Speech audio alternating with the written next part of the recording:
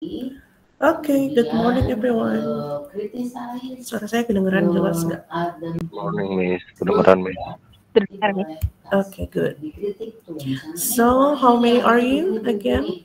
Kelas 5. 5A ya? Besok 5B.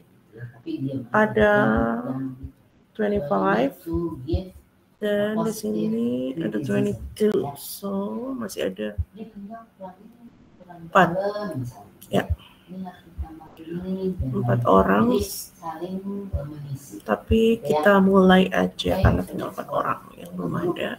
Sambil menunggu teman-teman yang lain. Oke, saya mulai dengan mengecek your attendance. Di sini udah ada beberapa yang mengisi. Ada Aura, ada Cindy, ada Devin. Ada nggak orang-orang yang udah ngisi ini, ada nggak sekarang? Saya Devin hadir. Jadi harus saling bantu. Jangan saling. Oke. Cindy? Hadir, Miss. Aura? Ya, berbagi ilmu itu tidak akan mengurangi ilmu. Nggak ada. Udah berpahala dan Aura tidak ada. Oke, I'm gonna start with Agus. Hadir, Miss. Atala?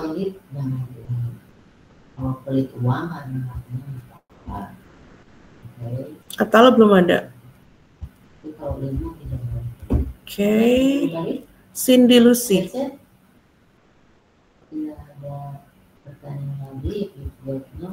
Cindy Lucy. Oke. Hadir, Miss Yani. Faulin. Hadir, Miss. Filza. Hadir, Miss. Carrie. Hadir, Miss. Happy. Hadir, Miss. Ikhlas. Hadir, Miss. Indah. Hadir, Miss. Indri. Mayo. Mayo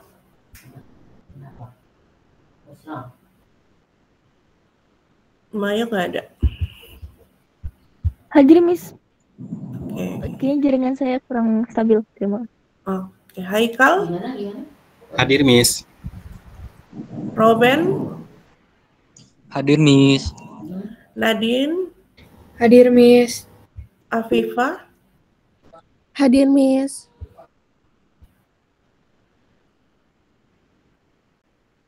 Iya kan saya udah kasih 50 ya. Oke. Aura udah masuk. Nah, yang 50 itu ditambahin. Paling Reva. sedikit sampai 100. Kalau 100 Rindu. aman nilainya. Tapi kalau lebih itu akan Savana. gitu. Hadir, Miss. Nah, caranya gimana? Shakila. Buku udah ada 3 ya. Walaupun ibu. Siva. Nah, setiap hari itu tidak bersalah. Hadir, Miss. Tiara. Hadir, Miss. Wifda. Hadir, Miss. Oke. Oke. Itu ya. Nah, don't worry. Be active. Nah, enggak apa-apa. No problem. So, of course, the others also Oke. by you as Ini masih ada 2 orang. Ya, Nanti saya tunggu sampai jam 9 ya. Untuk saya ganti ininya, attendance-nya. Oke. Was it? Oh, ya. Ya, bisa. Oke, kita akan bahas hasil pretest kalian. So, udah kelihatan ya di sini. I'm gonna explain. Okay, good. I'm gonna explain about the whole results ya. Jadi hasil keseluruhan dari kelas 5A. You can see from the accuracy, it says only 64%. Meaning, your understanding the average understanding of all of you ya, 25 people who took the pretest last week itu only 64%. Nah, di sini today kita akan bahas alasannya apa saja ya. What actually behind this grade ya atau nilai ini 64%. Nah, completion rate on the other hand itu ada cukup tinggi 96%. Artinya semua berpartisipasi ya untuk menyelesaikan pretest. Nah, kita lihat yang paling tinggi di sini. Ada surprisingly Devin ya. Yang kedua ada Ikhlas, yang ketiga ada Cindy.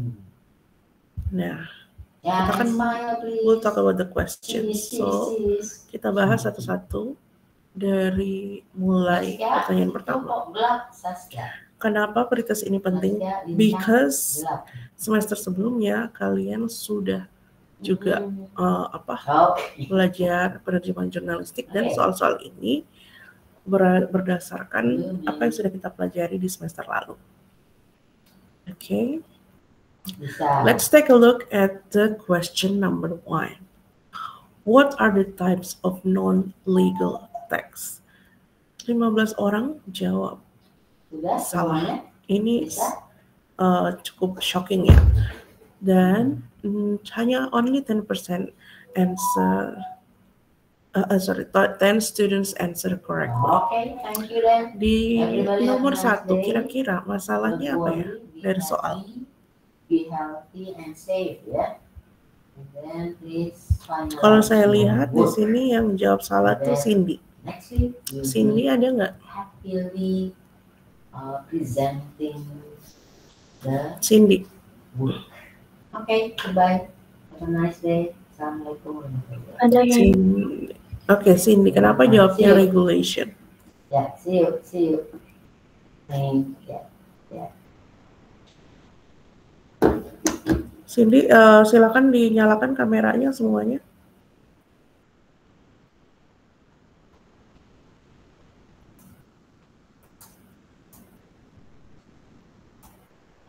Turn your camera, Cindy. I need to see your face.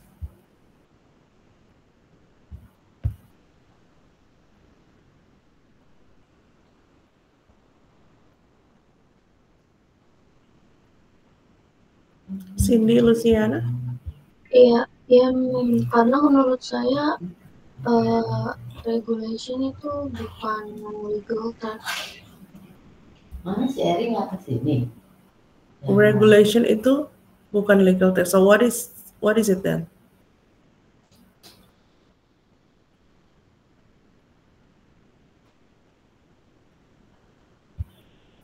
Kalau bukan legal text itu apa? Teks apa?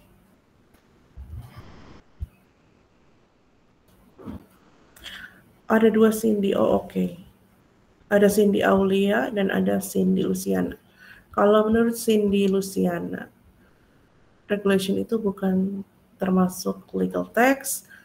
Kalau Cindy Aulia, kenapa jawabnya act?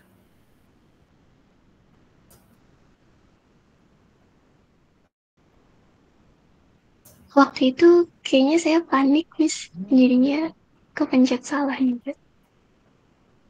Jadi act itu apa sebenarnya? What does act actually means in this context? undang-undang yang sudah disahkan? Almost ya, tapi bukan undang-undang, tapi rancangan undang-undang. Oh sorry, itu bills ya. Kalau act itu undang-undang. Benar kata Mayo. Regulation itu Cindy untuk Cindy Luciana dan teman-temannya yang jawab regulation siapa aja? Indah Lestari. Ada di sini Indah? Hadir, Miss. Okay, I want to hear from you. Iya, Miss. Mungkin kemarin memang keterbatasan waktu juga ya, Miss. Jadi sama kayak Cindy agak panik juga. Jadi main klik asal aja gitu, Miss. Mohon maaf. Oke, kemarin itu ada timernya kan? Kalian Betul, lihat timernya nggak? Satu soal itu berapa detik? 45. Iya. Ya. Nah, Indah, take a look at your response. Di sini kamu menjawab di di detik 9. Iya, Miss. Saya pikir kayak mungkin di whole quizzes tuh kan ada time-nya ya. Jadi agak takut aja gitu kemarin. Jadi di quizzes itu timernya itu per soal. Jadi di sini kamu menjawabnya itu terburu-buru, bukan habis waktu malah. Karena dari 45 detik kamu menjawab di detik ke-9. Dan alasan takut habis waktu itu agak kurang tepat ya. Karena di situ ada 45 detik, kamu menjawabnya di detik ke-9. Oke. Jadi selain Indah ada juga siapa lagi yang jawab? Oke, Nur Afifah. Nur di sini Iya. Tidak menjawab karena time out ya. Iya, karena apa yang terjadi? Saat itu saya belum searching banget kayak definisi dari act, terus habis itu tadi itu masuk ke dalam legal text atau bukan. Jadi saya bingung gitu. Jadi times out rupanya. Oke. Kalian semester ini semester 4 kemarin ada mata kuliah sama Bu Ana kan, teks hukum ya? Teks hukum baru di semester ini. Baru minggu ini. Sorry, sama Bu Ana semester 4 mata kuliah apa? Perjanjian bisnis lanjutan. Oh, bisnis lanjutan. Oke. Baik, kalau saya berarti salah ini info. Saya pikir dari semester 4 kalian sudah dapat mata kuliah teks hukum atau perjanjian. Oke.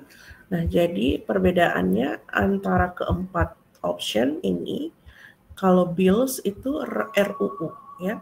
Jadi bukan tagihan atau bond. Oke. Tapi bills itu adalah rancangan undang-undang. Regulation itu juga peraturan. Academic text itu bukan legal text. Jadi academic text itu sama standarnya, sama sifatnya dengan teks jurnalistik. Jadi mereka non-legal text category. Terus act ya, undang-undang yang sudah sah, seperti kata Mail tadi. Gitu. Ya, jadi bisa dipahami perbedaannya ya. Oke, nanti juga akan dikupas tuntas di kelasnya, Bu Ana. So, now we're gonna move to the next question. What are the components of a news report? Sini masih cukup banyak yang menjawab salah. And I think it's because yang kalian tahu, ya, dan mungkin di beberapa media yang kalian baca, jarang sekali menemukan ending atau closing dari teks berita. But theoretically, itu secara struktur, systematically, components itu ada. Nah, seiring berjalannya waktu, ya, as time goes by, mungkin beberapa media memandang closing itu menjadi tidak penting lagi. Oke, karena bisa jadi ada alasan marketing, alasan finansial juga di dalamnya untuk membuat closing itu menjadi opsional. Gitu. Oke, Gary? Kalau sekarang emang nggak ada closing ya, Miss. Kalau secara theoretically, closing dalam suatu berita itu biasanya berisi apa sih, Miss? Kayak quotes atau misalnya apa? Saya belum tahu perbedaan berita yang ada closingnya atau yang udah. Iya. Jadi biasa, iya, makanya itu tadi saya bilang seiring berjalannya waktu ternyata bagian komponen closing atau ending di dalam sebuah news text itu dipandang tidak lagi penting karena isinya hanya menyimpulkan apa yang sudah ditulis di dalam body. Ya, jadi ada pengulangan dan akhirnya jadi opsional, ditinggalkan karena keterbatasan space di dalam koran tersebut atau keterbatasan berita itu kan bayar ya, yang mau menerbitkan orang yang menulis berita membuat berita itu kan bayar, jadi mungkin itu ada alasan secara finansialnya gitu dan juga alasan keterbacaannya. Jadi kalau closingnya dirasa tidak perlu, jadi mungkin fontnya bisa lebih digedein lagi untuk memenuhi space di dalam sebuah surat kabar. Oke. Next, jadi closing itu secara struktur ada tapi sudah jadi opsional, makanya saya taruhnya di dalam huruf. Oke, terus let's go to the next question di sini. Oke, apa yang tidak boleh kalian lakukan sebelum menerjemahkan? Yang tidak boleh ya, sebelum menerjemahkan itu sini 15 students answer incorrect dan 11 correct. Yang tidak boleh dilakukan adalah menerjemahkan. Menerjemahkan, pokoknya tidak boleh menerjemahkan. Ketika kalian dapat tugas ya untuk menerjemahkan, hal pertama yang dilakukan adalah membaca. Yang tidak boleh dilakukan adalah langsung menerjemahkan. Jadi membaca secara scanning, secara skimming, yang penting dibaca dulu, dipahami dulu inti beritanya apa. Oke, lalu pahami budayanya, ini berita dari mana? UK, dari US, bandingkan budayanya. Apa yang berlaku di sana dan apa yang kemiripan dengan budaya kita apa. Terus cari tahu situasi di negara tersebut seperti apa, terutama untuk berita-berita yang bersifat reportase ya. Atau berita politik, berita ekonomi. Berita apalagi perang gitu-gitu. Baru terakhir adalah menerjemahkan. I think the problem here is you don't understand the question mungkin ya. Yes, Aura. Oke, Aura, saya sudah baca pesanmu. Yang baru masuk silahkan mau bertanya kolom Miss chat. Terkait kan kalau terkait jawaban ABC itu yang ada di layar share screen, kalau misalkan memang pertanyaannya dibalik menjadi apa yang pertama kali dilakukan itu berarti itu urutannya dari membaca dulu ya Miss, terus Oke, jadi itu diurut ya? Secara hierarki sebenarnya yang pertama dilakukan adalah baca dulu memang. Baca dulu. Jadi secara mungkin bukan struktur ya, secara strukturnya supaya organize pemahamannya sebelum kalian menerjemahkan ya harus baca dulu. Yang pertama-tama baca dulu, lalu pahami istilah-istilah teknis. Ya, itu bisa istilah teknis itu tergantung dari berita yang kalian mau terjemahkan. Kalau berita fashion pasti banyak fashion terms, kalau berita politik pasti banyak political terms, kalau beritanya ekonomi pasti banyak economic terms. Jadi itu yang di-identify dulu.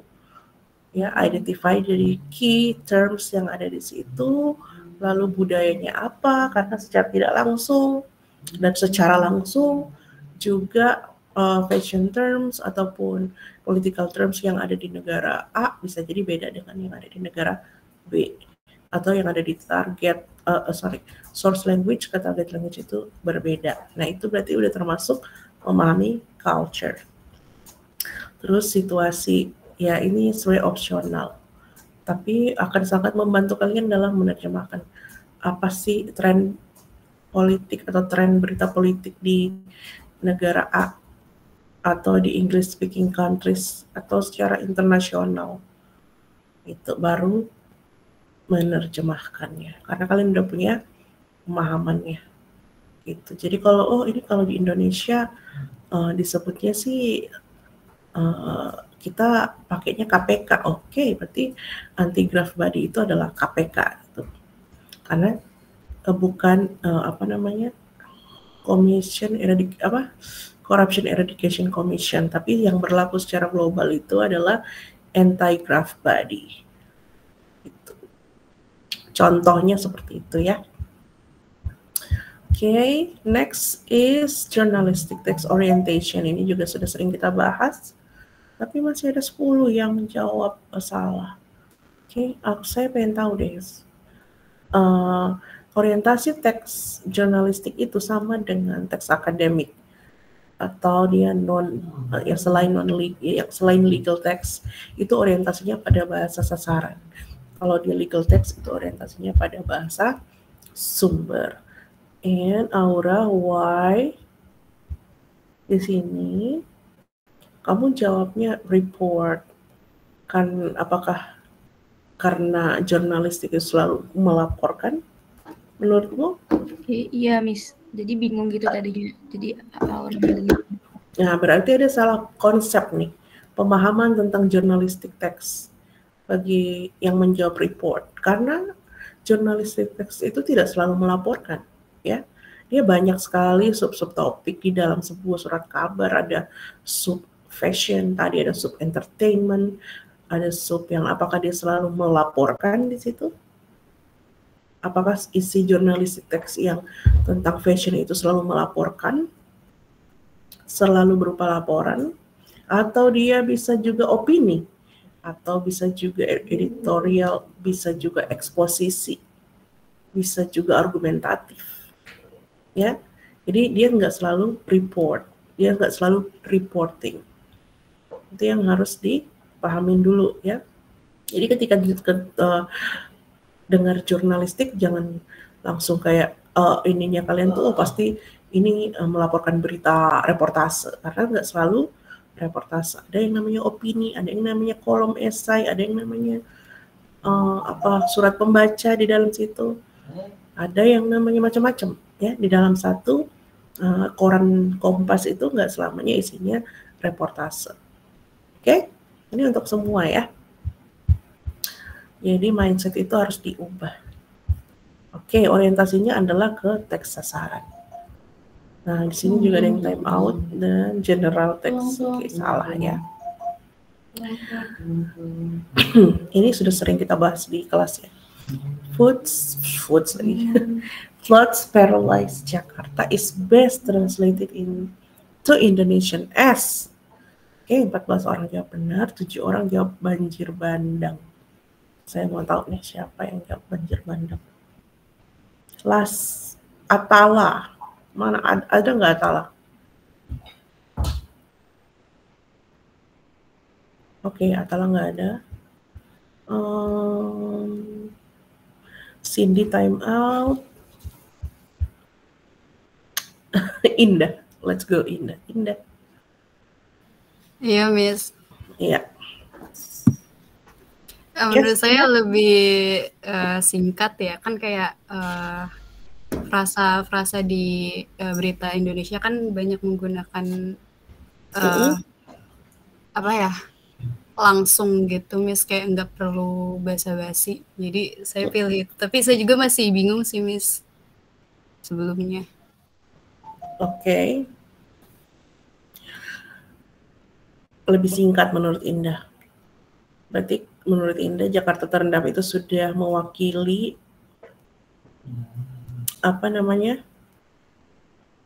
mewakili kejadian yang misalnya kejadiannya banjir, jadi sudah mewakili ya. Iya, Miss.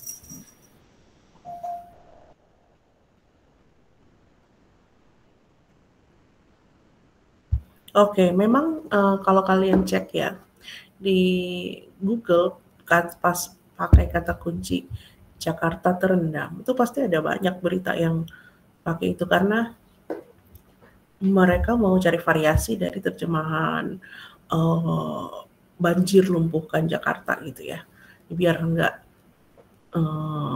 terlalu sama semua berita. Jadi bisa ada Jakarta terendam, ada juga ya mana nih?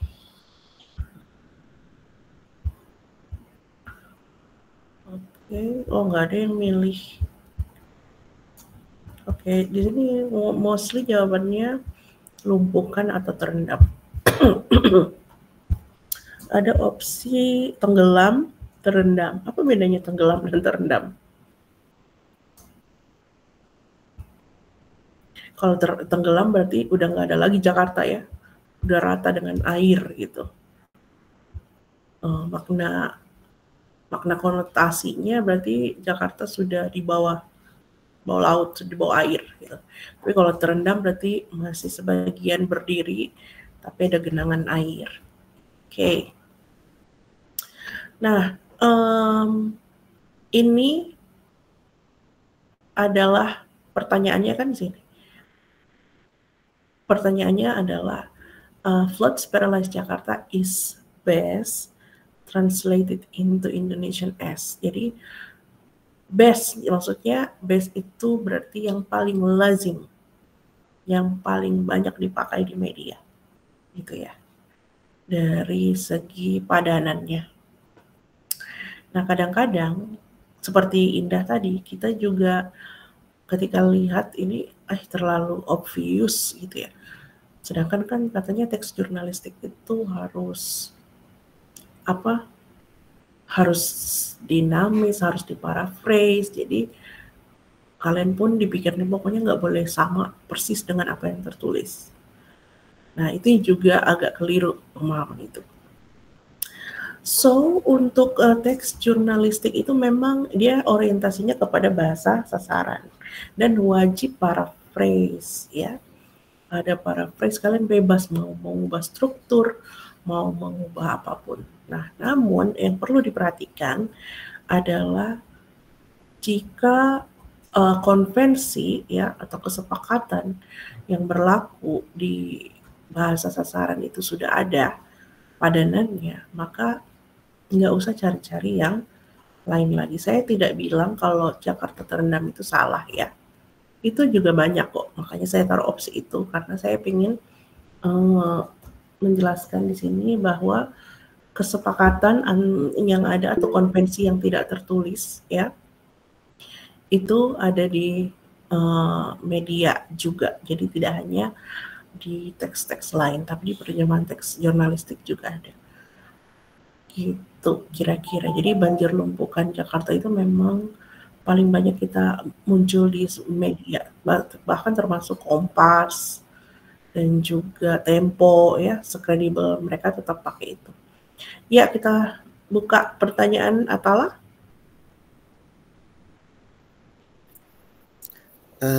Iya, pertama maaf Mam sambil kamu kenapa? Konfirmasi presensi. Kamu lagi sakit? Iya, lagi sakit, terus lagi perlu ada megang ada juga. Oke. Kalau kamu lagi sakit, ya istirahat aja nggak apa-apa ya. Kalau kamu ada pertanyaan boleh. Saya mau pertanyaan jadinya untuk judul-judul artikel seperti ini baiknya itu di parafrase untuk lebih efektif ya. Boleh diparafrase. Jadi kebebasan untuk penerjemahan itu ada di tangan penerjemahnya. Tapi esensinya konvensi dan konsep itu harus masuk, konsep dari katanya, terus konvensi yang berlaku di kita seperti apa. Contoh, kalau tadi sebelum Atala masuk, saya ngasih contohnya tentang KPK ya. Kita kan tahunya kalau secara global itu bukan apa terjemahan KPK yang kita tahu? Corruption Eradication Commission ya. Tapi yang berlaku secara global itu kan anti-graft body ya. Nah, ketika kita mendapatkan kalimat anti-graft body itu pasti kita harus terjemahkannya dengan KPK, bukan pimpinan anti korupsi, bukan kepala apa gitu. Konvensinya ya KPK. Konvensi ya, kesepakatannya itu di semua akan bilang KPK karena itu satu-satunya lembaga yang mengusut kasus-kasus korupsi di Indonesia. Jadi ada konsep dan konvensinya. Gitu. So, untuk hasil sebaiknya gimana itu kalian penerjemah sendiri yang akan merasakan. Ketika kalian menerjemahkan, kalian memilih floods paralyzed Jakarta menjadi banjir lumpuhkan Jakarta instead of Jakarta terendam, itu pun tidak masalah. Atau sebaliknya, mau pakai Jakarta terendam instead of banjir lumpuhkan Jakarta, it's all up to you. As long as kontennya dan konteks dan konvensinya itu masuk. Makanya di sini ada kata best ya, yang terbaik di situ dalam arti yang lazim, yang paling banyak kita pakai, sehingga segala hal yang paling banyak kita pakai itu secara tidak langsung menjadi konvensi, atau konvensi itu disebut juga aturan tidak tertulis. Oke. Dan saya di sini mau mengakui suatu hal, karena harusnya ini pertanyaan ini harus jadi multiple correct answers kan. Tapi saya lupa mengubah centang yang dari single correct answer to multiple correct answer, sehingga di sini yang terendam jadinya salah. Seperti itu. Thank you for the question, Atala, and get well soon. Reva. Ya. Miss, maaf, saya mau konfirmasi. Tadi koneksi saya putus-putus pas absen. Oke. Thank you, Miss. No question, Reva? Haven't, Miss. Oke, sekarang di pertanyaan selanjutnya. Editorial atau opinion text itu biasanya ini seimbang nih yang jawab nih. Bias and persuasive, netral dan fact based. Mari kita cek. Aura, Cindy,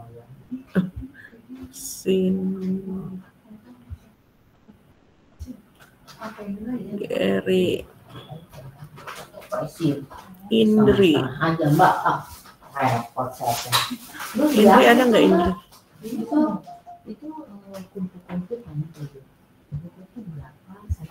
Indri ada? Oke, Indri. Coba. Jawabannya Indri itu yang mana? Oke, netral and fact based.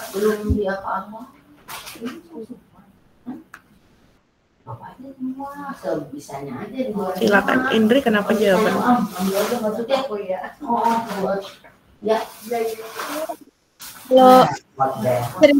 Kalau berita yang fakta report. Oh, I'm having difficulties listening to your voice. Siapa? Indri, you're breaking up.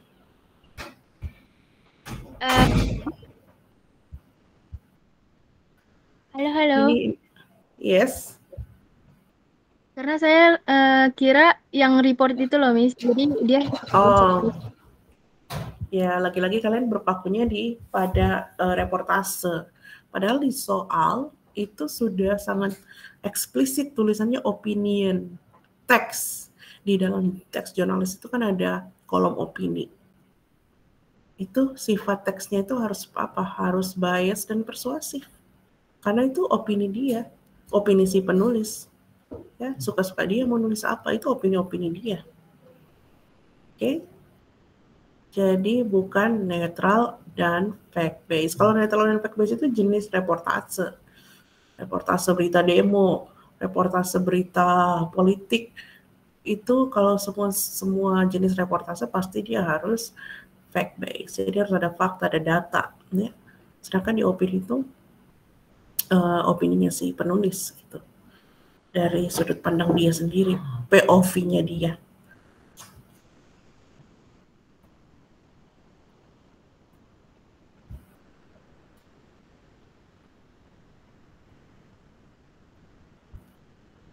Bentar ya.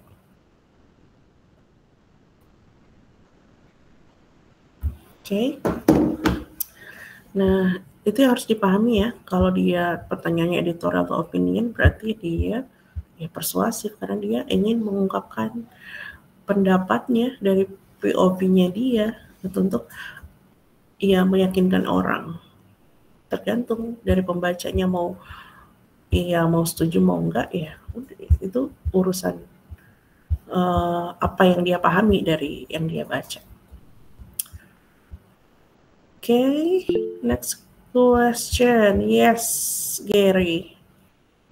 Saya izin bertanya, Miss, perbedaan dari editorial sama opini itu apa kan kalau persamaannya dia persuasif sama bias. Kalau perbedaan antara editorial sama opini itu apa ya? Sama aja. Jadi sebenarnya teks editorial itu sering juga disebut teks opini. Gitu. Yang dibedakan itu adalah dari jenis satunya lagi yaitu reportase. Makanya di situ ada garis ininya. Jadi editorial itu dikeluarkan oleh redaksi surat kabar ya kantor beritanya. Terkait mungkin ada POV mereka misalnya terkait kejadian ini ya. Misalnya siapakah dalang gitu. Kan orang punya itu opini ya karena memang belum ada data atau fakta secara nyata siapakah dalang dari demo itu. Nah, satu kantor berita Kompas itu bisa saja beda opininya dengan Tempo, bisa juga beda dengan Liputan 6. Jadi tergantung dari POV redaksinya. Tapi kalau reportase 10 orang meninggal di pada demo yang berlangsung sejak 29 sampai 28 Agustus 2025. Itu pasti semua kantor berita kalau reportase datanya pasti sama. Gak mungkin dari 10 orang meninggal jadi 5 orang meninggal terus 5-nya apa? Hidup lagi. Enggak kan? Nah, itu maksudnya perbedaan dari opinion yang bersifat persuasif dan ya bias karena hanya dari POV-nya masing-masing dan tidak selalu didukung fakta ya karena opini itu bebas. Sedangkan kalau reportase itu wajib ada fakta di dalamnya yang mendukung secara akurat. Itu kira-kira. Okay. Next, ada yang jawab to ensure consistency with the news content. Oh, sorry, ini udah pertanyaan. Bentar. Ada rapat ya hari ini? Itu Thor, jangan lupa.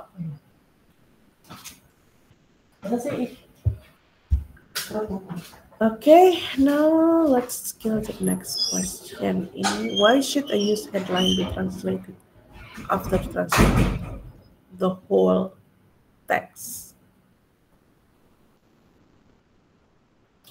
Oke, 23 orang jawab benar. 2 aja nih yang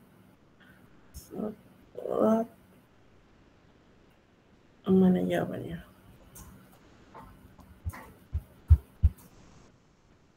Filza, ada Filza? Sama Reva time out.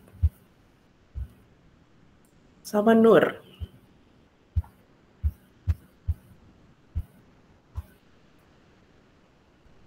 Oke. Filza, ada nggak? Ya, Miss.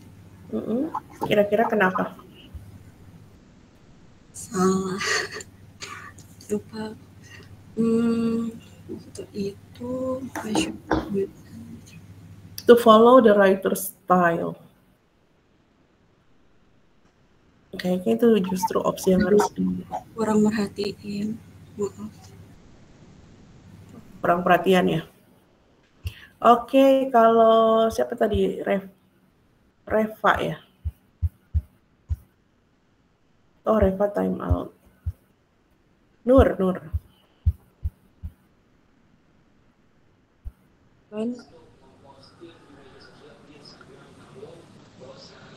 Oke. Saat itu kenapa ya saya lupa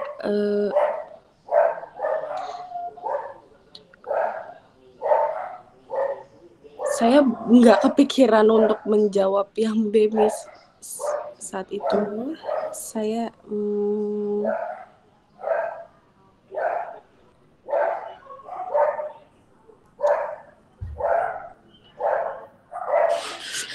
karena kurang perhatian juga, Miss, maaf. Oke, so kenapa Nur boleh di ini dulu, boleh unmute, boleh mute, sorry. Kenapa headline itu harus diterjemahkan terakhir ya? Setelah kalian menerjemahkan seluruh teksnya. Sama halnya dengan kenapa kalian melakukan penelitian ya, teks akademik misalnya, menulis riset, menulis proposal, kenapa judulnya itu terakhir? Karena sama dengan teks jurnalistik juga, ketika menerjemahkan kalian harus pahami dulu apa isinya secara keseluruhan, baru kalian bisa menentukan headline-nya supaya konsisten dengan isi. Gitu. Jadi karena headline itu adalah gambaran isi, gambaran keseluruhan isi dari news content. Di dalamnya itu sudah harus tercermin pada headline. Teorinya seperti itu ya, tapi pada praktiknya mungkin juga kalian suka membaca media-media clickbait ya. Apa yang ditulis nggak sesuai dengan headline-nya tidak, dan isi itu beda. Itu karena di dalam dunia jurnalistik itu ada yang namanya clickbait. Clickbait itu untuk apa? Ya untuk membuat orang mengklik berita itu dan membaca. Nah, karena dengan satu klik berarti ada itu bisa menambah keterbacaan berita tersebut ya. Ketika kalian klik untuk CEO, berita itu akan selalu naik ke atas. Gitu. Jadi ada tujuannya untuk clickbait itu, dan tidak juga disarankan ya. Media-media clickbait itu sebaiknya dihindari. Oke, jadi menerjemahkan itu harus membaca dulu, menerjemahkan keseluruhan, baru terakhir menentukan judulnya. Nah, ini yang tadi the term anti-graft body itu adalah KPK. Attorney General ini siapa yang jawab? Cindy, kok ngasal ini kayaknya. Sama Agus.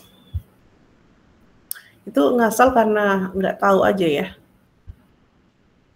Mungkin terkecoh dengan udah ada KPK, kan udah ada Corruption Eradication Commission, kenapa jadi anti-graft body?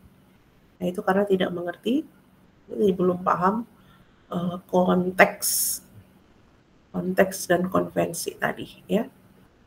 Jadi secara harfiah terjemahannya Corruption Eradication Commission, tapi konvensi dunia internasional pakainya anti-graft body. Nomor 9, the lead in a news text serve to provide a short explanation. Iya. Jadi untuk mengantar ke body atau konten, news content itu dia melalui habis headline ada lead-nya dulu. Oke. Jadi penjelasan lead itu biasanya mencakup 5W1H. Misalnya di mana, siapa, apa gitu, untuk baru detailnya ada di body. Terus summarize the ending of article. Ending itu kan simpulan ya. Itu bukan summarize, tapi itu sebenarnya introduction malah. Introduction. Jadi dia mengantarkan pada detail dari peristiwa atau news text kontennya itu. Nah, ini berkaitan dengan teknik penerjemahan ya. Teknik penerjemahan itu baru akan mulai diajarkan atau sudah mulai diajarkan ya, Mem? Teknik penerjemahan itu baru mulai diajarkan di semester 5. Oke. Sebenarnya dari semester 1 sudah mulai tapi dari 1 ke 5 pasti kalian sudah melupakan itu. Jadi ada banyak teknik-teknik penerjemahan dan yang paling banyak itu dari teorinya Molina Albir ya. Karena Molina Albir tahun 2001 itu dia sudah mengkaji teknik-teknik dari berbagai sumber dan berbagai ahli ya, dan dia satukan menjadi 18 teknik penerjemahan. Nah, mungkin di mata kuliah Metopen akan bisa dibahas juga ya. Boleh di mata kuliah ini juga bisa kita bahas tentang teknik penerjemahan. Tapi di sini jawabannya 16 orang menjawab benar ya. Jadi ada adaptasi dengan cultural adjustment. Terus omission key details tidak dijawab. Amplification. Nah, saya mau cari ini. Jawab amplification. Atala. Oh, tapi Atala lagi tidak enak badan ya.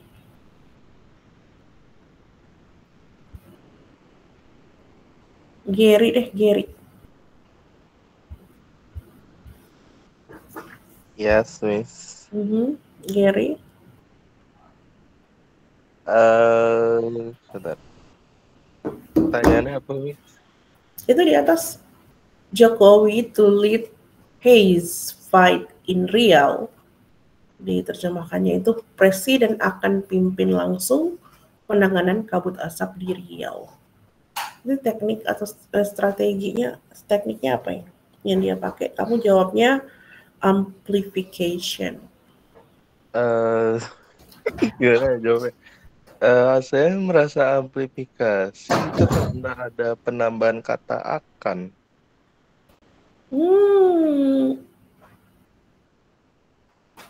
Karena ada kata akan ya. Tapi ingat nggak kalian, kalau di dalam penulisan headline yang kita sudah bahas, kalau sebuah headline itu dia pakai to, berarti memang diterjemahkannya akan ya.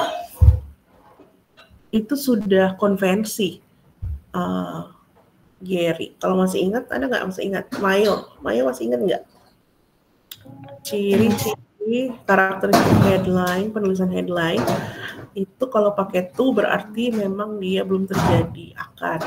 Kalau pakai past tense itu biasanya artinya apa? Terus kalau pakai kata verb ing apa? Masih ingat nggak? Buka lagi catatannya. Kalau pakai participle apa? Participle apa? Pasif. Ya. Kalau pakai to itu berarti akan. Pakai ing itu sedang, tengah gitu ya, tengah berlangsung. Nah, itu memang sudah konvensi Gary kalau penjelasannya dari situ. Sedangkan kalau tekniknya, kalau amplification ini nggak ada yang diperluas, ya, nggak ada yang ditambah-tambah. Gitu. Kalau omission nggak ada yang dibuang. Nah, ini Mayo jawabnya adaptation. Kira-kira apa yang diadaptasi Mayo dari kalimat nomor 10? Wait, Miss.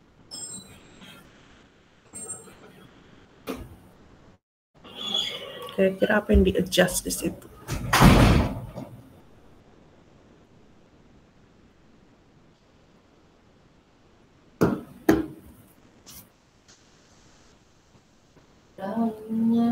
Loh, ininya ada. Kemarin ada di situ. Biasanya kan ada cuci sama dia ya. Mem kemarin pakai nggak? Enggak kan? Iya, kemarin di situ sih. Oh, berarti nggak ada Pak. Mayo ada Mayo? Ya, Miss, tapi agak breaking up, Miss. Breaking up dikit. Iya, Jadi tadi kenapa? Miss yang nanya yang gimana, Miss? Kenapa kamu jawabnya adaptation with cultural adjustment? Itu apa kira-kira di adjust di situ?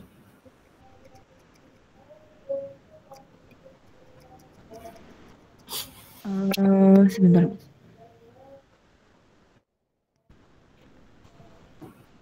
Ini saya coba.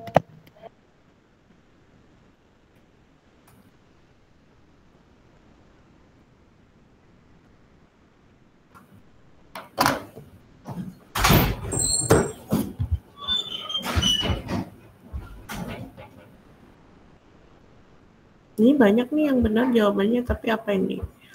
Adaptasi. Cultural adjustment, apa yang terjadi di situ? Agus bisa jawab? Agus, kenapa? Kalau saya sih, ini kan adaptasi sama budaya di sini ya. Kalau saya sih kata penanganan itu, jadi disesuaikan lagi kan itu kan dari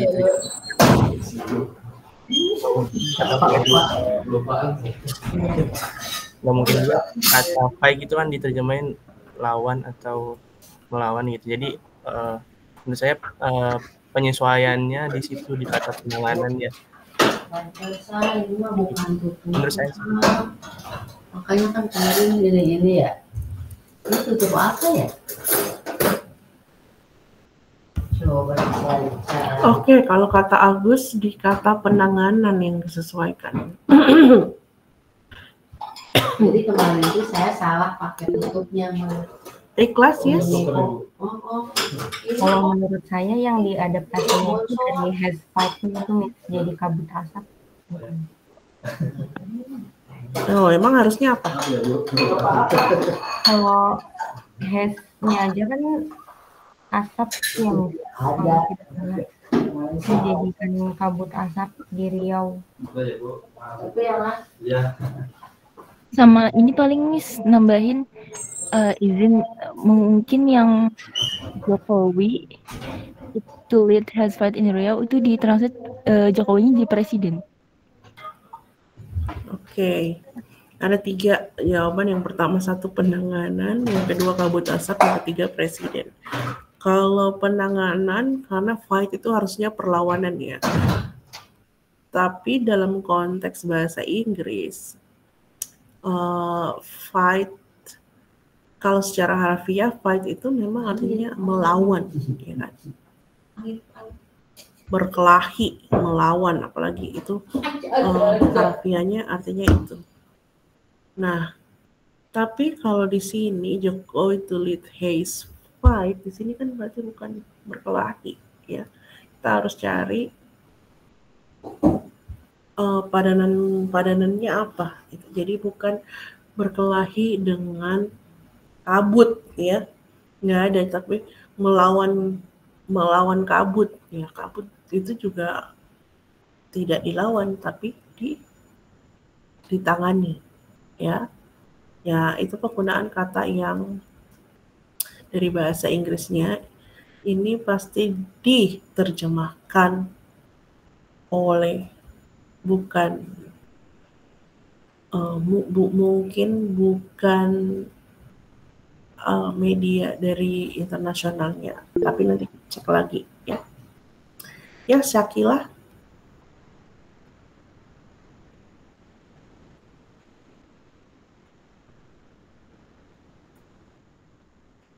Teks sasaran ya. Teks sasarannya apa?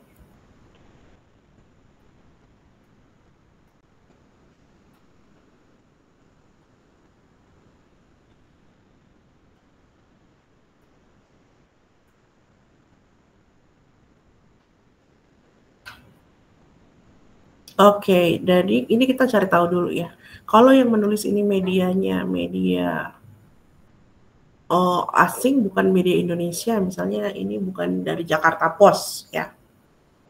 Misalnya ini bukan Jakarta yang nulis, misalnya apa ya, CNN, misalnya CNN Amerika, CNN itu Amerika ya, atau VOA, Jokowi to lead his fight in Riau. Berarti kan ini untuk ketika menerjemahkan, misalnya Kompas itu juga ada kok ininya terjemahannya, tapi dia memang ada source di situ biasanya kalau di Kompas. Nah, berarti kan ini pembacanya pembaca Indonesia kalau Kompas yang menerjemahkan ke bahasa Indonesia. Berarti target readers-nya ya orang Indonesia. Nah, kenapa sebaiknya pakai Presiden RI misalnya? Kenapa di sini hanya presiden? Itu kan pertanyaannya. Kenapa tidak Presiden RI? Ya, sama dengan jawabannya Mayona tadi ya. Yang karena adaptasinya itu, cultural adjustment-nya itu dikata presiden itu bisa. Jadi presiden dari kata Jokowi jadi presiden itu adaptasi yang dilakukan karena hierarki di Indonesia. Ya, kalau dia presiden biasanya media akan ngasih gelarnya adalah presiden. Jadi Presiden Jokowi akan pimpin langsung penanganan kabut asap di Riau. Tidak perlu lagi ada Presiden Republik Indonesia karena ya kabut asapnya di Riau, bukan di Afghanistan yang dia pimpin. Jadi nanti mubazir dari segi makna. Ya, makanya di situ dipendekin jadi presiden akan pimpin penanganan kabut asap di Riau. Ya, presidennya adalah Jokowi yang diadaptasi karena hierarki itu presiden. Bentuk penghormatan media untuk RI1 gitu ya. Kira-kira paham nggak sampai sini? Ya. Miss, cara hierarki ya, Miss? Iya. Indonesia tuh kayak hierarki banget. Iya gitulah. Itu bisa dilihat dari media. Kalau coba deh kalian kalau baca media lain misalnya Guardian, dia pasti tidak akan pernah bilang, jarang dia bilang Presiden Trump, gitu, Trump aja udah. Ya, karena orang tahu Trump itu siapa itu ya secara global. Trump itu adalah presiden US sekarang, atau Donald Trump atau Trump to raise apa itu tax misalnya. Oke. Tapi kalau ketika orang Indonesia yang menulis menerjemahkan berita tentang Trump itu pasti dia akan pakai Presiden Amerika Serikat. Terus nanti ada apositif Donald Trump di tengahnya. Atau Presiden Trump gitu. Jadi ada hierarki itu. Ya, Rindu? Iya, Miss, saya menyampaikan opini saya. Yang pertama, saya setuju sama Yona, di situ kan ada dari Jokowi diganti jadi presiden. Tapi saat itu ketika saya mengerjakan, saya tuh lebih self-focus sama kata langsungnya. Karena sebenarnya kalau misalnya diterjemahin secara harfiah kan itu jadinya Jokowi akan pimpin penanganan kabut asap di Riau. Jadi menurut saya kata langsungnya itu bisa menjadikan adjustment-nya gitu. Jadi bisa membuat lebih clear. Menurut saya itu, Miss. Iya. Oke, thank you for the additional information, Rindu. Iya, bisa ya. Tulis pimpin langsung. Oke, good. Ada lagi sebelum kita pindah ke pertanyaan nomor 11? Di sini sih kalau nomor 11, oke. Oh, sorry, ini ternyata berulang ya.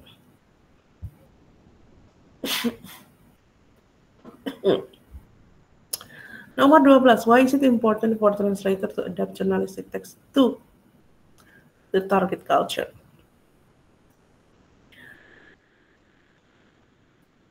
Tiga orang time out, satu orang tidak mencoba. Kenapa ini unattempted nih?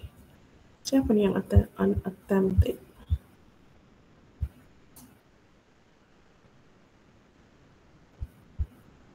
Oh, ini ternyata si reconnected. Oke, ini yang incorrect ada 2.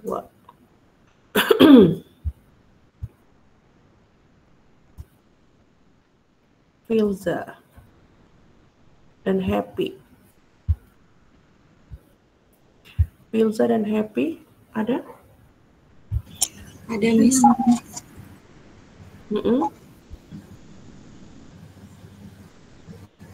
Kalau jawabannya to preserve the exact wording of the source text, itu artinya setia dong. Berarti Waktu tidak itu ada adjustment di situ. iya saya nangkepnya kalau yang pertama itu wordingnya itu maksudnya merujuk ke istilah gitu loh Miss. Jadi kayak untuk mempertahankan istilah si teks sumber ini gitu. Itu sih. Tapi kan orientasinya adalah teks sasaran bukan teks sumber. Iya. Target culture di situ udah tulisannya target culture. Jadi budaya sasarannya apa? Harus ada. Kenapa ketika menerjemahkan dari bahasa Inggris ke Indonesia itu kita harus tahu budaya Indonesia itu seperti apa, budaya penulisan beritanya yang berlaku, konvensi yang berlaku di Indonesia itu seperti apa untuk kata-kata ini. Ya, jadi yang disesuaikan itu di target language-nya atau di target culture-nya, bukan dari sumbernya. Ya, terus to reduce the length of the text for publication. Justru kebalikannya ini ya. Apalagi kalau language pair-nya itu target language-nya itu adalah Indonesia. Indonesia itu hasil terjemahannya cenderung lebih panjang daripada teks sumbernya. Jadi di sini bukan mengurangi tapi malah hasilnya akan lebih panjang gitu karena tipologi bahasa kita yang berbeda. Bahasa Inggris itu sangat to the point ya.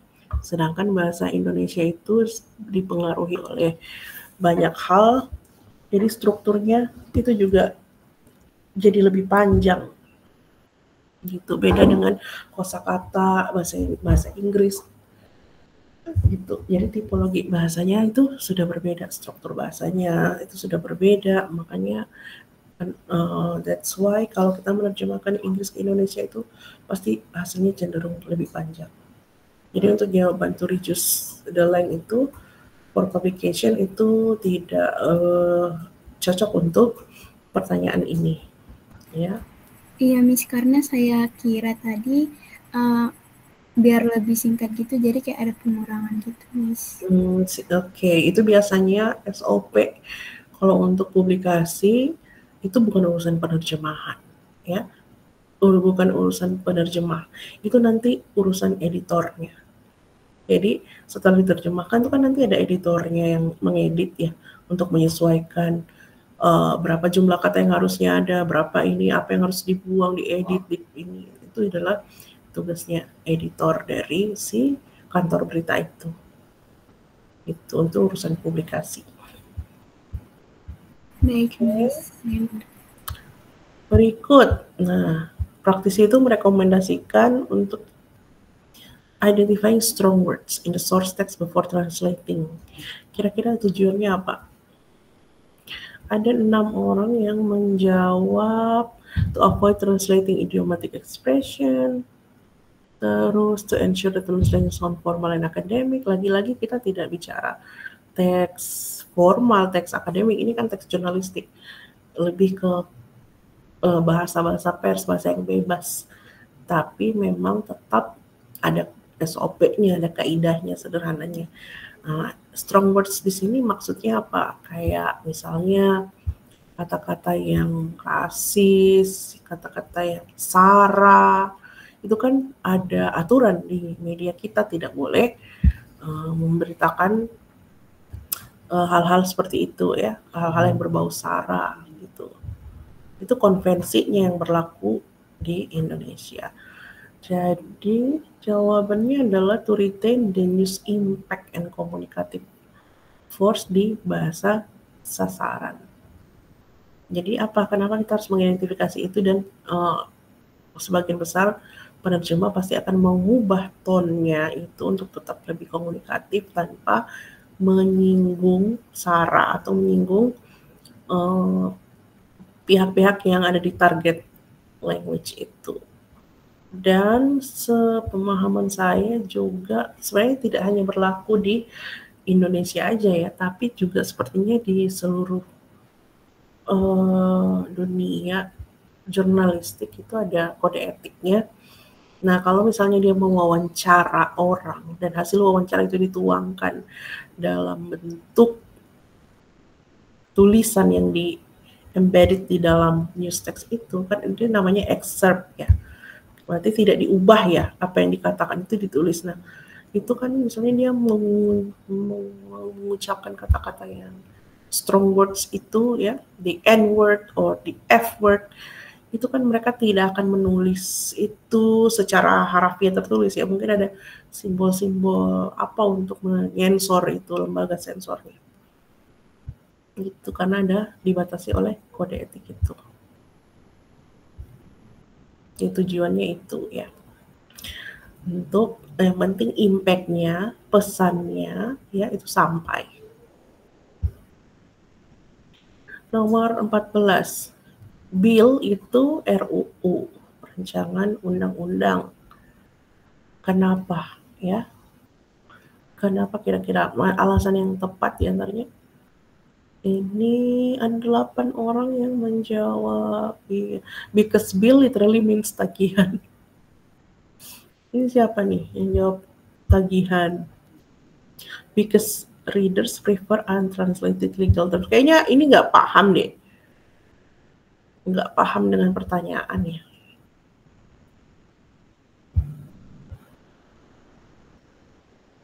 Pauline Indah Lestari.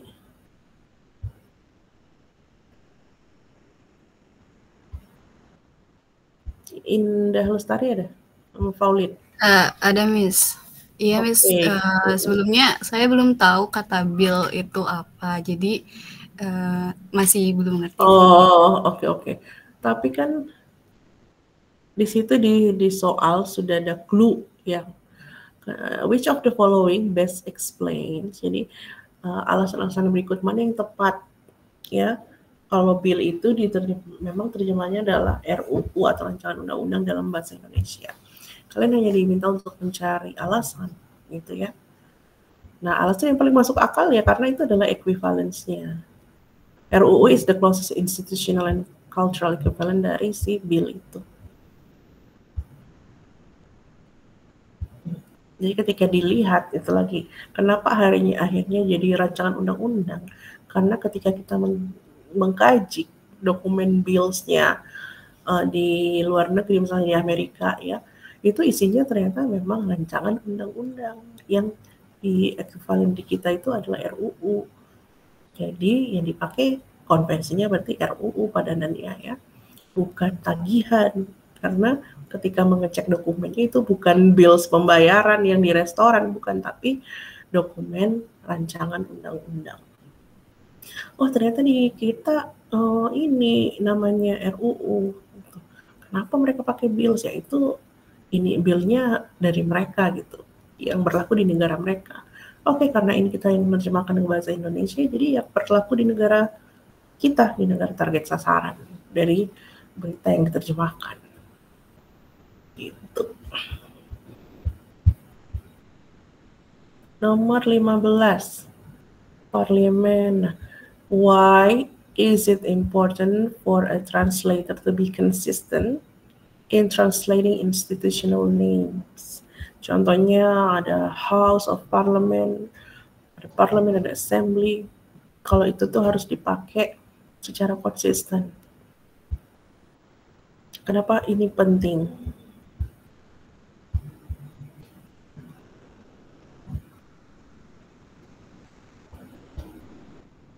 Oke. Di sini ada 5 orang yang jawab salah. To follow bilingual dictionary strictly. Oke.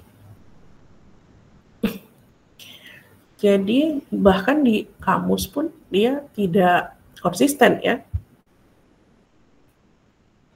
Nah, ada juga kamus yang tidak konsisten, apalagi kalau kamus yang non hukum ya. Itu tidak konsisten dia menerjemahkannya. Nah, penting untuk konsisten dalam menerjemahkan nama-nama institusi karena ada efek kredibilitas dan clarity ya, kejelasan untuk si pembacanya. Jadi jangan di atas kalian pakai Parliament of Indonesian Representative, terus nanti dibawa jadi assembly, terus jadi dalam untuk satu kata itu ada 3 terjemahannya. Misalnya menerjemahkannya ke Indonesia Inggris, jadi ada yang pakai parlemen, ada yang pakai house, ada yang pakai assembly untuk menerjemahkan kata DPR misalnya. Nah itu yang nggak boleh, jadi nggak jelas sebenarnya ini maksud ini yang mana sih, assembly atau parlemen, karena mereka di apa negara sasarannya, kalau ini untuk pembaca mereka punya perbedaan gitu ya. Oh house itu kalau kriterianya ini, parlemen itu ini, assembly itu gini. Jadi kalau untuk satu kata diterjemahkannya jadi 3 kayak gitu, nah itu hilang tuh clarity-nya. Jadi beritanya jadi tidak kredibel dan ke depan ya tidak dibaca lagi, tidak dipakai lagi gitu. Hasil terjemahan dari berita Kompas misalnya. Oh ini nggak kredibel lagi nih si Kompas. Masa satu kata diterjemahkan dengan 3 istilah yang ternyata di negara sasaran itu penggunaannya berbeda-beda. Gitu, makanya kita harus cek dulu tuh. Cek budayanya di sana seperti apa untuk kata-kata ini. Gitu ya. Nomor 16, kenapa ya why should translators avoid relying solely on bilingual dictionaries? Kenapa kita nggak boleh rely terlalu banyak seperti kita rely glosarium untuk penerjemahan perjanjian, untuk penerjemahan teks hukum dan kenotariatan, kita pasti akan rely on glosari itu ya. Tapi untuk teks jurnalistik kita nggak boleh bergantung pada kamus bilingual. Di sini ada 14 orang yang jawab benar, 10 orang yang menjawab salah. Dictionaries only work for literary text, salah ya. Nggak selamanya juga kalau kamus itu hanya untuk teks-teks sastra. Kamus itu kan memuat kata-kata diksi yang secara umum, itu definisi umumnya, yang bisa jadi tanpa konteks. Jadi kalau sudah masuk ke ranah jurnalistik, jadi konteksnya harus disesuaikan lagi dengan konvensi yang ada di dunia jurnalistik negara sasarannya. Terus dictionary may include too many technical terms. Too many technical terms itu ya namanya juga kamus kan, dia kumpulan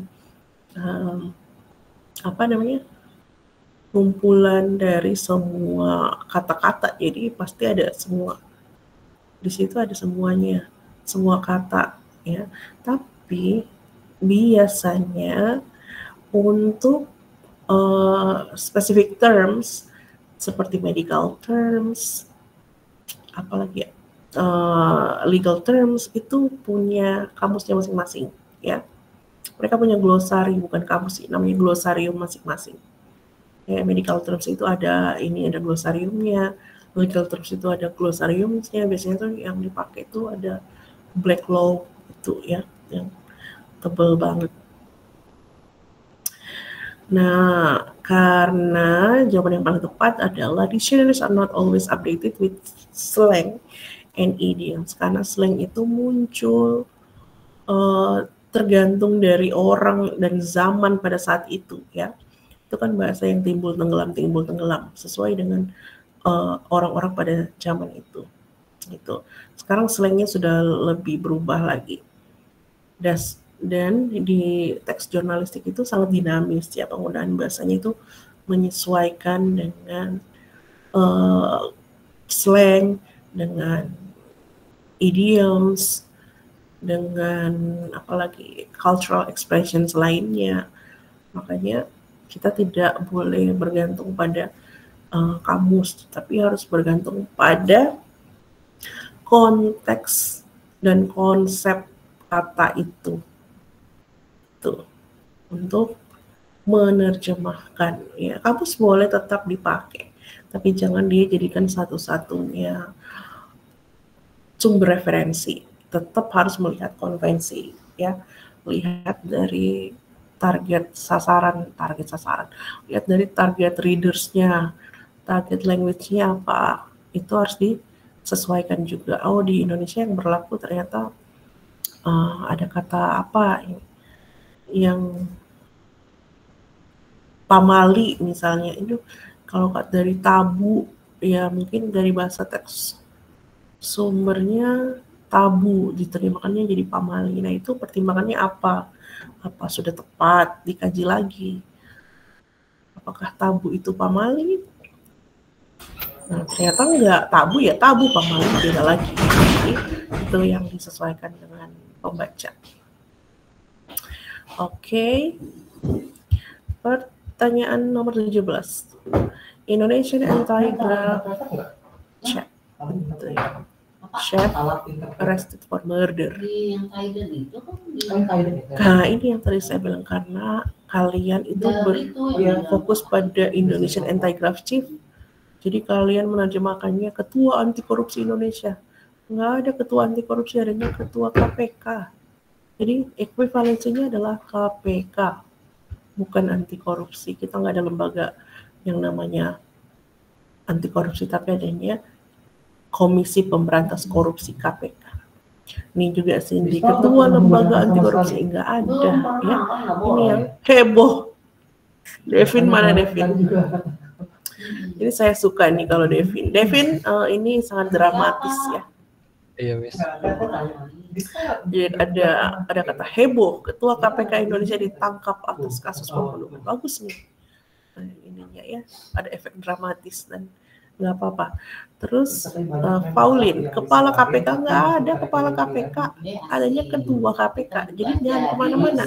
Ini kalau kita nggak tahu konteks dan konsep serta konvensi, jadinya seperti ini ya. Kita jadinya berpatokan pada Indonesian Anti-Graft Chief, Ketua Anti Korupsi Indonesia, padahal yang dimaksud adalah KPK, nggak ada yang lain, gitu ya. Jadi harus dicek dulu konteksnya apa nih yang dimaksud. Oh, ternyata di kita juga ada namanya KPK.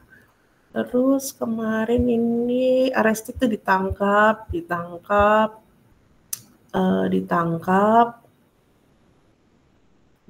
semua nih kayaknya, ditangkap. Karena kemarin di kelas lain itu ada yang nah ini nih tersangka. Kalau yang di kelas lain ada yang ditahan. Jadi ditangkap, ditahan, ini udah tersangka. Syakila mana Syakila?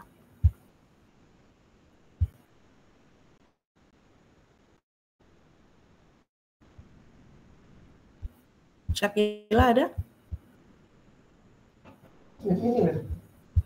Oke. Mungkin sinyal or apa ya. Sekarang kita bahas kata arrest ya.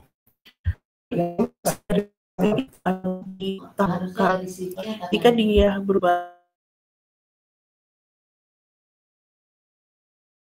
sudah ditangkap ya, dikonfirmasi dulu tuduhannya apa, cukup buktinya baru di-detain atau ditahan. Jadi arrested itu bukan ditahan, apalagi tersangka. Tersangka itu kalau sudah P19 nih, oke, udah terkumpul nih. Dia kalau sudah diubah statusnya menjadi tersangka, berarti udah P19 untuk kasusnya. Artinya bukti-bukti yang dikumpulkan oleh pihak kepolisian, investigasi itu sudah cukup untuk menahan dia. Gitu ya, jadi dia ditahan dan statusnya jadi tersangka. Kapan dia akan jadi terdakwa? Ketika statusnya dari P19 menjadi P21. Jadi ada kelengkapan dokumen untuk bukti, untuk pembuktian, dan untuk kalau udah P21 artinya sudah siap disidangkan kasus tersebut, maka didakwalah dia. Dia duduk di kursi pesakitan itu jadi terdakwa. Itu ya, jadi beda konsep katanya dari pertama arrested, detain, suspect, dan apa ya terdakwa bahasa Inggrisnya. Itu jadi ada masing-masing itu ada ininya. Apa namanya? Konsepnya. Ada konteks dan konsep. Oke, next. Nah, ini saya minta contoh ya. Saya minta contoh selain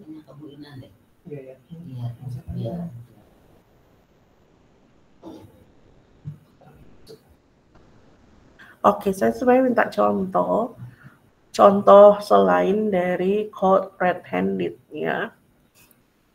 Nggak usah terlalu panjang-panjang kayak gini karena ini pasti tulisan AI. Atau lu equivalent expression saja tangkap bahasa.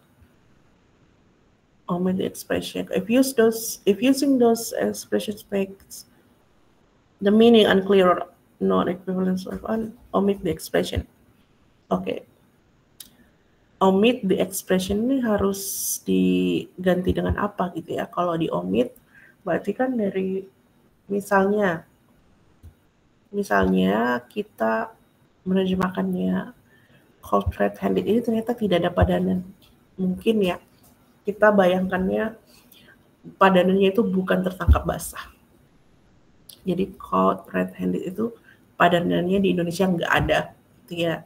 Nah, jadi kalau itu harus diterjemahkan pakai teknik description atau amplification bisa ya. Jangan diomit kalau di situ ada culturally bound expression ya. Kalau dia memang adalah cultural terms itu diterjemahkan, tapi dengan metode atau teknik yang lain gitu kalau tidak ada equivalennya. Terus saya tuh sebenarnya minta contoh lain selain red-handed.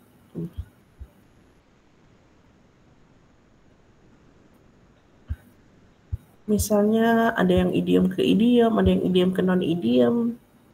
Kalau ini kan masih idiom-idiom ya. Ya, misalnya do not cry over spilled milk itu kan padanannya idiomnya itu adalah nasi sudah jadi bubur gitu. Nah kalau yang nggak ada padanannya kayak gimana? Kalau tidak ada padanannya ya diubah teknik penerjemahannya. Jadi jangan dibuang cultural terms tersebut. Okay. Which one do you think is more effective for Indonesian readers and why? A was more effective because shorter, clearer, and uses common terms like presiden, penanganan. Okay. Fashion B is more effective because it is more dramatic, personal, and engaging. It uses Jokowi instead of the president. Yes, this is AI. Kalian tuh nggak harus pakai ChatGPT ya hanya untuk menjawab ini. Apapun opini kalian itu nggak ada jawaban salah dan benar, yang ada itu kita akan kaji dari segi konteks, konvensi, dan juga konsep. Jokowi siap memimpin langsung. Saya udah pernah bilang kalau kata headline itu dia tidak pakai kata imbuhan, dia pakainya kata dasar. Makanya ini kata pimpin yang kita pakai, bukan memimpin tapi pimpin ya. Lead, to lead, siap memimpin, bukan siap memimpin tapi pimpin. Masih ingat penulisan headline ya, katanya harus kata dasar. Kalau kata kerja pakai kata dasar. Contoh tadi, banjir melumpuhkan Jakarta. Kalau pakai banjir melumpuhkan Jakarta itu pakai mekan, itu terlalu panjang ya. Banjir lumpuhkan Jakarta udah beres. Presiden pimpin penanganan, akan pimpin penanganan. Bukan Jokowi siap memimpin. Dan ingat ada hierarki di dalam penulisan jurnalistik Indonesia. Ya, terakhir nomor 20. What do you think makes journalistic translation different from literary or academic translation? Berikan contoh.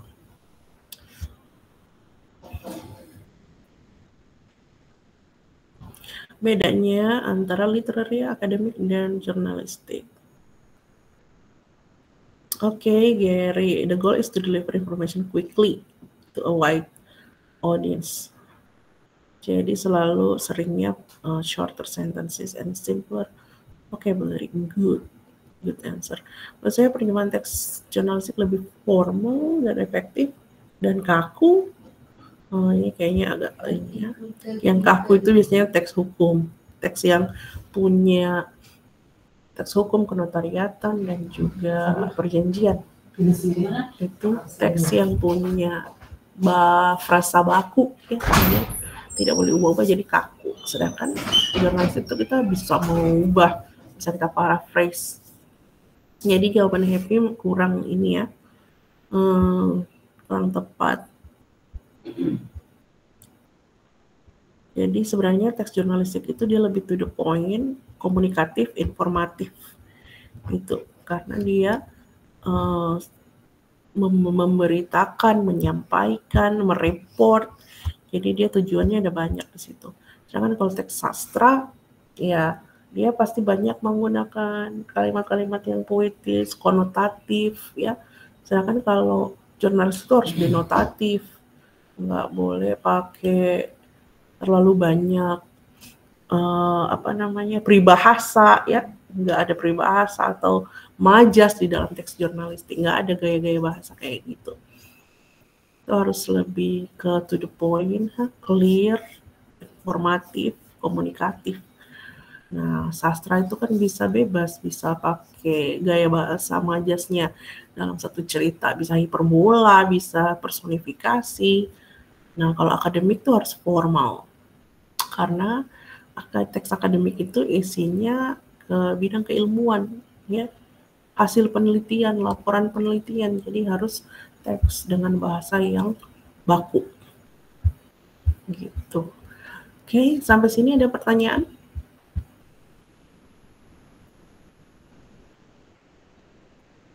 Nggak ada. Nah, saya mau mengecek. Oke, kalau dicek sebenarnya Atala tadi ada ya. Terus Reva ada.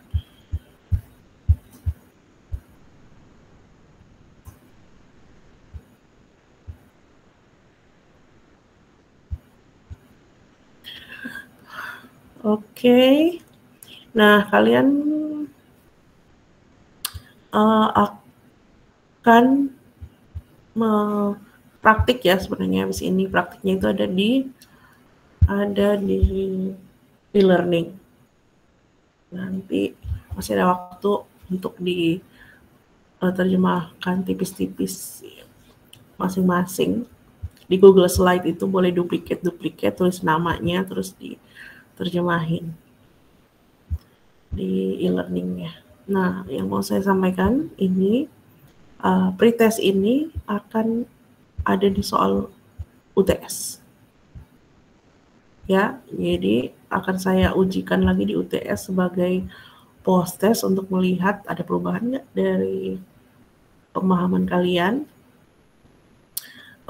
ketika pretest, dan setelah nanti kita post-test ada perubahan pemahaman nggak, gitu, apakah meningkat atau malah berkurang ya. Tadi kan 64 accuracy-nya, apakah naik atau kurang, dan itu nanti akan ada ada pertanyaan-pertanyaan tambahan lagi untuk UTS-nya. Itu. Jadi ini akan diujikan lagi di UTS sebagai post test, dan ada mungkin 5 pertanyaan tambahan. Oke, kalau tidak ada pertanyaan, jadi saya cukup untuk hari ini.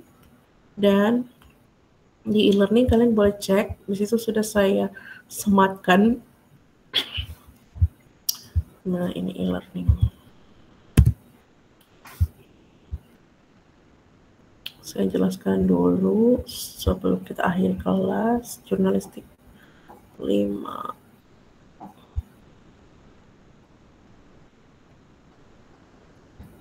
Mana sih? Oke nih, terlalu banyak ini ya. Di sini, astaga, ternyata belum masuk. Saya salah masukin berarti ya. Saya masukinnya di 5B kayaknya. Oke, nanti akan saya upload.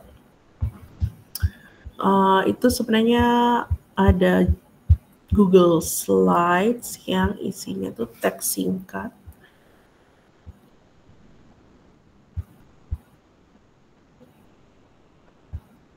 Iya, berarti di 5C kayaknya.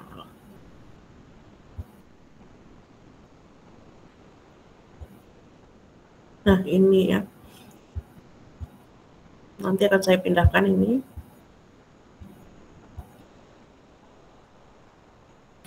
Nah, nanti saya copy file ini, make a copy.